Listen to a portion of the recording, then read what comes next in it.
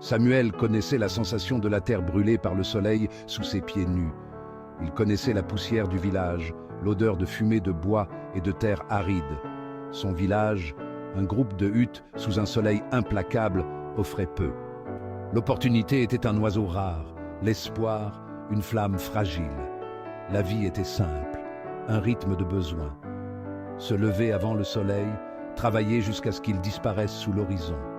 La faim était une compagne constante, mais la famille aussi. Leur amour était une bougie vacillante dans l'obscurité. Samuel, bien que jeune, portait le poids de la responsabilité sur ses petites épaules.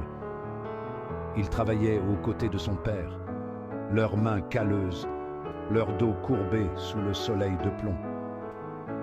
Ils travaillaient dans des champs qui produisaient de maigres récoltes, à peine suffisantes pour nourrir leur famille. Chaque jour était une lutte, une prière silencieuse pour une vie moins lourde. Pourtant, Samuel gardait une once d'espoir, la conviction que la vie était plus que du labeur sans fin et des estomacs vides.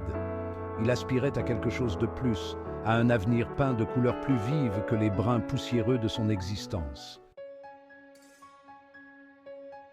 La faim le rongeait, un rappel constant de leur pauvreté. Samuel regardait ses jeunes frères et sœurs maigrir, leur rire perdre sa joie. Il sentait le poids de leurs yeux pleins d'espoir, le plaidoyer silencieux pour une vie libérée du vide rongeur.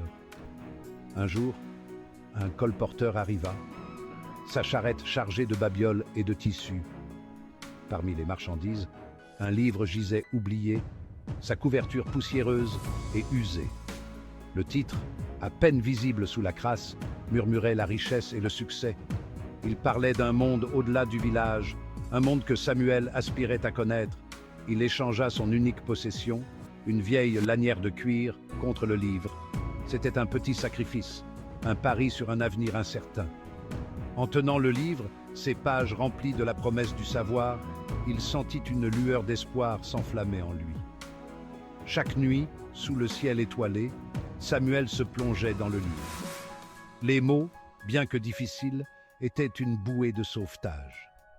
Il apprit la gestion financière, l'entrepreneuriat, la transformation des rêves en réalité. Le livre devint sa boussole, le guidant vers un avenir meilleur. Le livre, un phare dans sa vie, parlait de prendre des risques, de semer des graines pour une récolte future. Il parlait d'initiative, de création d'opportunités là où il n'y en avait pas. C'était un langage que Samuel commençait à peine à comprendre, un langage d'espoir et d'autonomie. Il commença petit, appliquant les principes du livre à sa vie quotidienne. Il troquait son travail contre des graines, cultivant soigneusement un petit lopin de terre. Il vendait le surplus au marché du village, ses gains maigres mais significatifs. C'était un début, un témoignage du pouvoir du savoir. Samuel apprenait de chaque transaction, de chaque interaction. Il écoutait les villageois, comprenait leurs besoins et identifiait les opportunités. Il réalisa que la prospérité n'était pas seulement une question de gain personnel, mais aussi d'élévation de sa communauté. Son esprit, autrefois accablé par la pauvreté, fourmillait maintenant d'idées.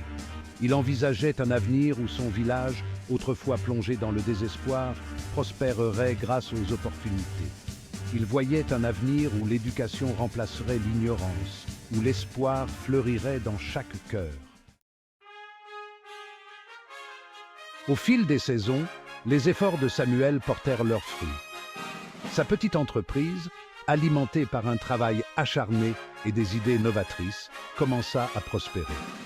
Il réinvestit ses gains, agrandit ses champs et employa d'autres personnes du village. Il introduisit de nouvelles techniques agricoles apprises dans le livre, augmentant les rendements et améliorant la vie de ses compagnons villageois. Les champs, autrefois stériles, regorgeaient maintenant de vie, un témoignage du dévouement et des nouvelles connaissances de Samuel. La nouvelle de son succès se répandit au-delà du village, attirant commerçants et marchands. Samuel, toujours fin homme d'affaires, négociait des prix justes, assurant un profit pour lui-même et ses travailleurs. Il avait compris que la vraie richesse ne résidait pas seulement dans le gain personnel, mais dans la prospérité partagée. Il se souvenait de la faim, du désespoir de son propre village. Il s'était juré de briser le cycle de la pauvreté, de donner à sa communauté les outils nécessaires pour un avenir meilleur. Son succès n'était pas seulement le sien, il appartenait à tous ceux qui avaient travaillé à ses côtés, qui avaient osé espérer un lendemain meilleur.